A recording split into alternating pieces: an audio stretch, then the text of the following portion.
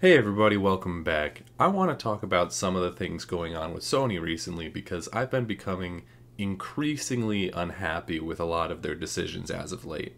I gave this story some time before I made a video on it because I wanted to really collect my thoughts on it and see if any more information came out after the fact, but it's past time that we got into it.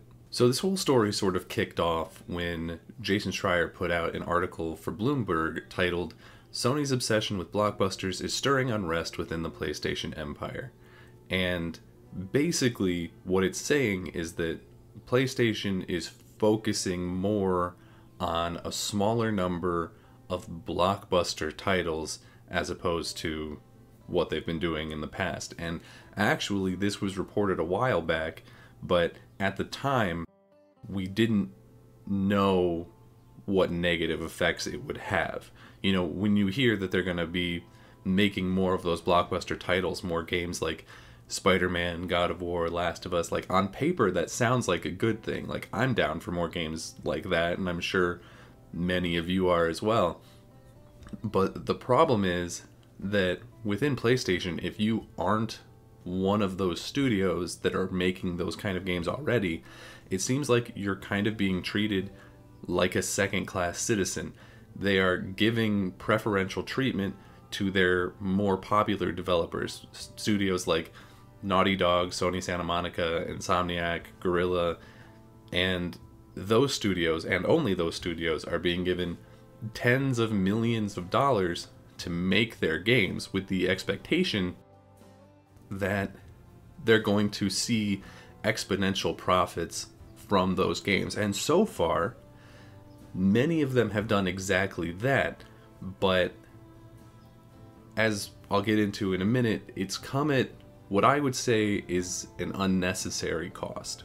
One example of these unnecessary costs is that back in March, Sony announced that they would be restructuring Japan Studio, and it seems like that was just sort of a nicer way of saying that they were basically shutting down the studio. They let almost the entire studio go, leaving only a small localization team and Team Asobi, who does the Astrobot games.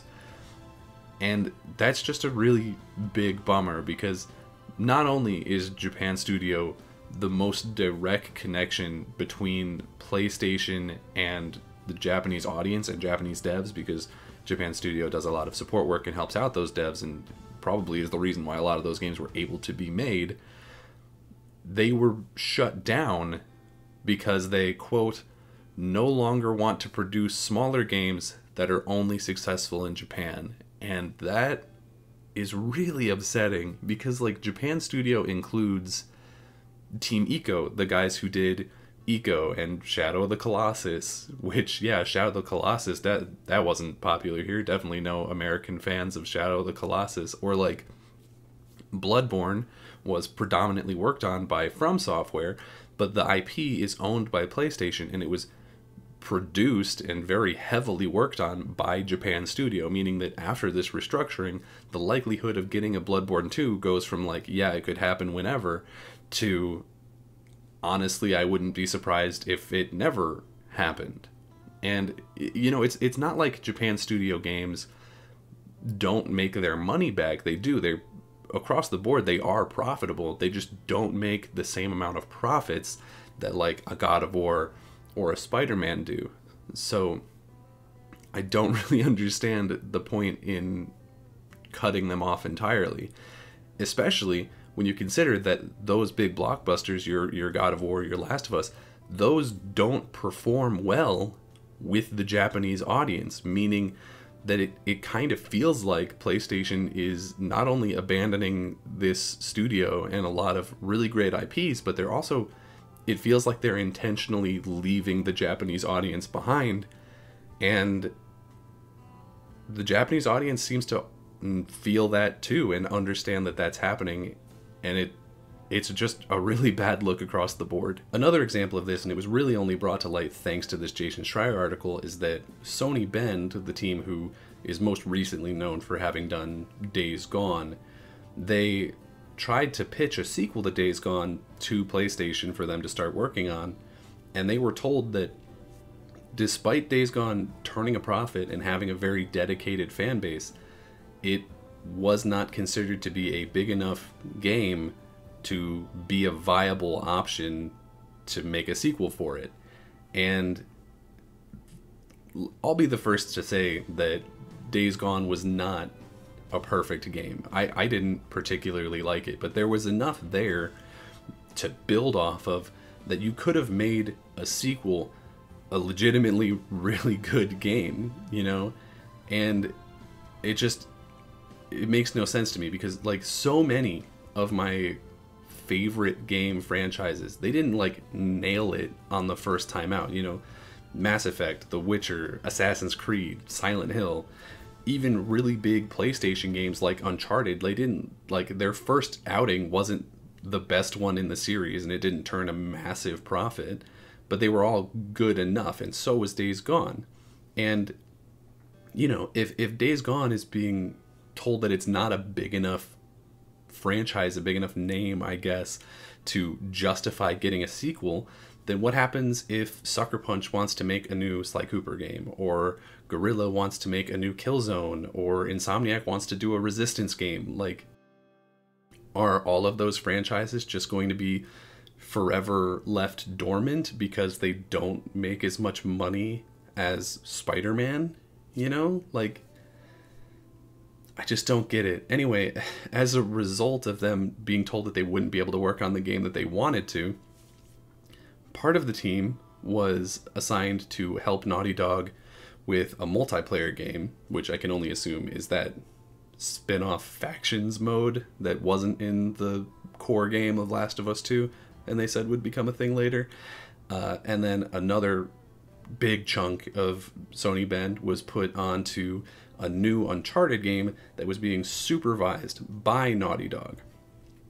And this, having their creative freedom sort of stripped from them and being told what to do, especially being told to work on a different studio's games, you know, caused a lot of the staff to quit, including basically the entire upper echelon of devs on the Days Gone side of things. And the remaining staff was apparently so afraid of being absorbed into Naughty Dog that they begged to be taken off the Uncharted project. And apparently, hopefully jokingly, within the PlayStation ecosystem, Sony Bend was being called Naughty Dog North, which is, if I was them, would be extremely terrifying. Eventually, though, with them begging to be taken off the Uncharted project, they have, I think the article said like a month ago, were taken off that project and are now working on a brand new IP. But, like, this means that Days Gone, which was a promising franchise, has been killed. Sony Bend has lost some of their top talent because they were being mistreated. Both Sony Bend and whoever is going to end up getting saddled with this Uncharted project that's part way done are going to have development time wasted. And what's more is that there was another team that would have very happily taken up the mantle of this Uncharted game, and they're also not going to be allowed to do so. Sony's Visual Arts Service Group has done support work on some of the biggest PlayStation games to come out over the last couple years, like Spider-Man and Last of Us 2, and they predominantly have done finishing work and polish, but they've recently been trying to sort of become a studio of their own where they could make their own games and have some amount of creative control over those games. And so Michael Mumbauer, who's been running Visual Arts since 2007, thought that a good place to start would be to take existing PlayStation IP and expanding upon it. So he would have very happily picked up this Uncharted project because the first thing that he pitched to them was a remake of Uncharted 1, and he was shot down on it because he was told that it would be too expensive, and he was instead basically told to do a remake of the first Last of Us instead, which is absolutely ridiculous because I think we can all agree that Uncharted much, much more needs a remake. Like, Last of Us only came out 8 years ago, and then 7 years ago it was remastered for the PS4. Then 2 years after that, it got a PS4 Pro update to make it like good for that system. And then just 6 months ago, it got another update for it to move on to the PS5. It has absolutely no reason to be getting a remake. Even if you stripped it all the way back to the original release, it's still new enough that it still plays extremely well. Like, there is no necessity for a Last of Us remake. But regardless, they start working on this remake, right? Visual Arts. And apparently, Sony never fully acknowledged the team's existence. They never gave them proper funding or the support that they needed to make this game.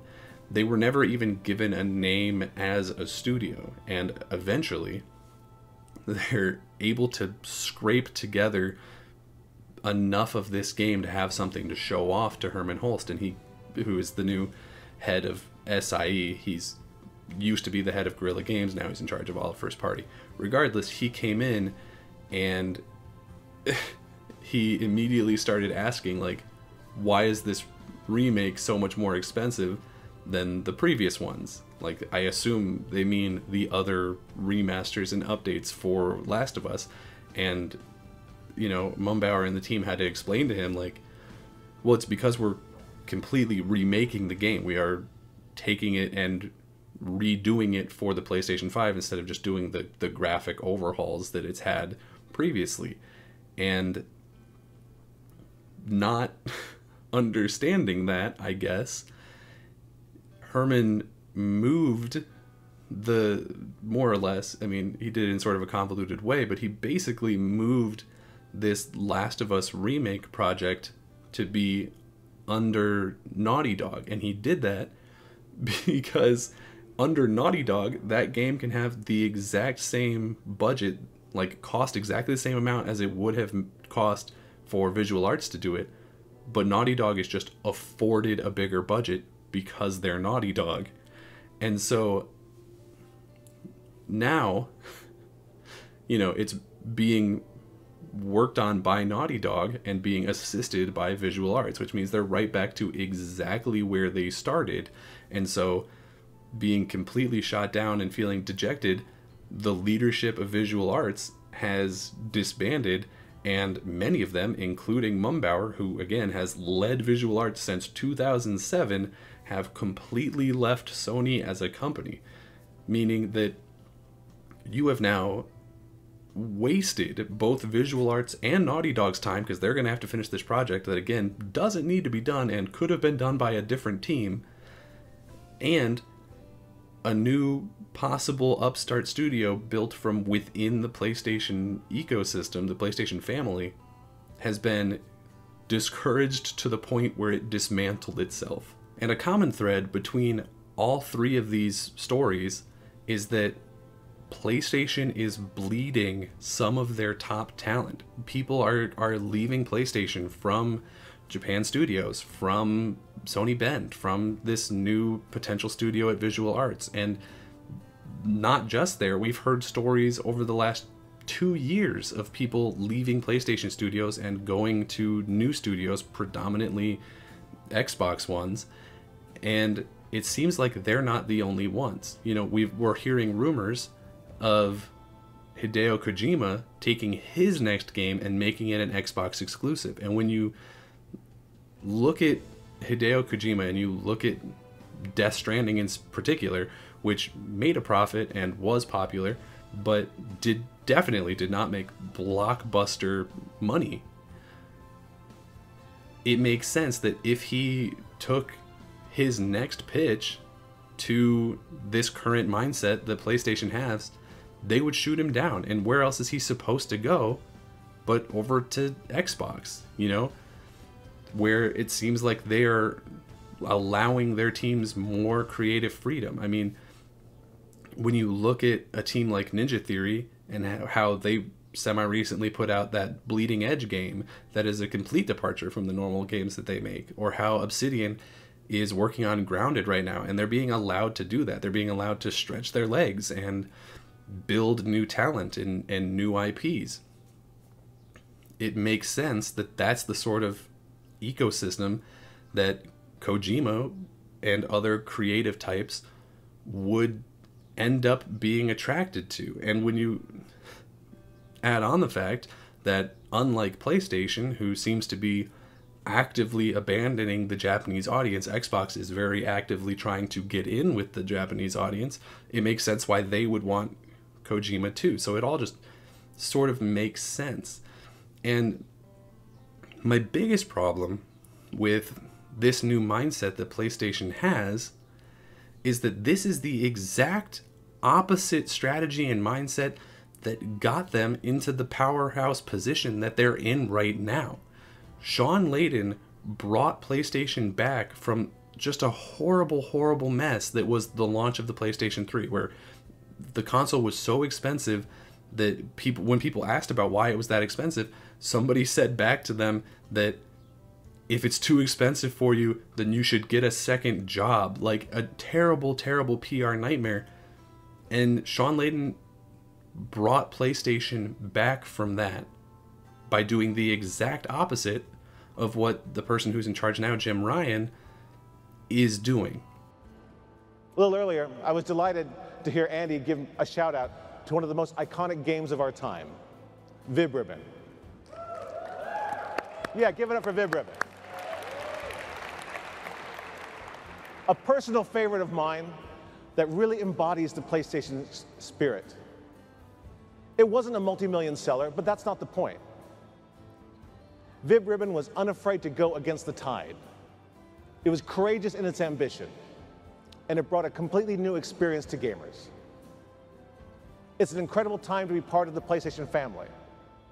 I look forward to growing our gaming community through breakthrough experiences that inspire and delight.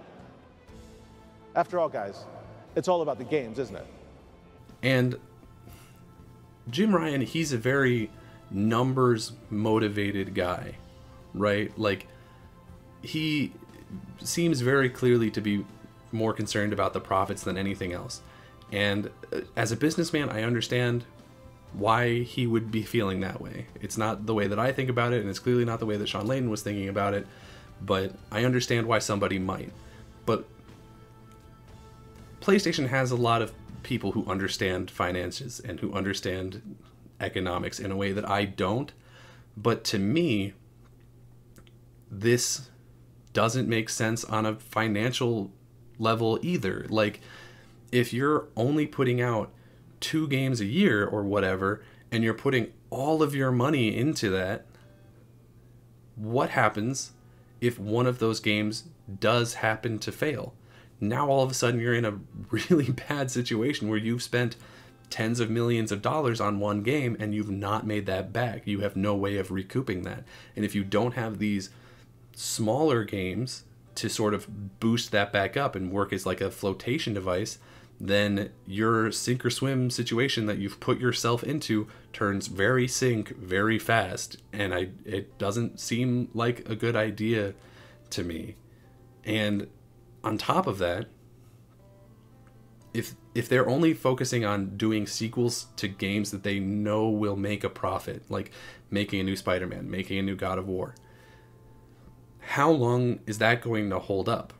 I will gladly continue to play those sequels for I don't know how long, but even if they continue to be really great games, you know, how long until it runs into the same problem that a lot of people have with like the Marvel Cinematic Universe, where basically all of those movies are really great, but at a certain point you get tired of seeing the same thing over and over again, even if it's a thing that you really like, you know. And PlayStation games, while they are really, really good, there's no denying that they're not super diverse as far as like gameplay goes and just generally the way that they look goes, you know what I mean? And so how long until people get tired of that? And if you're not building up new IP and new franchises, you're not taking risks then you're not going to get new games. And then maybe 10 years down the road, you wind up in the same position that Xbox was in last generation with their Halo, Gears, and Forza thing, except it's Spider-Man, God of War, and Last of Us, or whatever. You know what I mean? Where it's like, yeah, all of these games are really good, but I want something else. So yeah, I'm not thrilled with the direction that PlayStation is going lately, and the more I sit here, the more negative things come to mind. Like, if you're focusing on 2 games a year, then what happens when one of those games isn't ready at the time that you have slated for it to release? Can you afford financially to delay it, or do you end up crunching your entire studio to death, like apparently already kind of happens at Naughty Dog? Anyway, I gotta end this video before it drives me crazy. But please, let me know what you think about all this down in the comments below. And while you're down there, please help support this channel by liking the video, sharing it with a friend, or better yet, subscribing to the channel. And until next time, I'll see you around.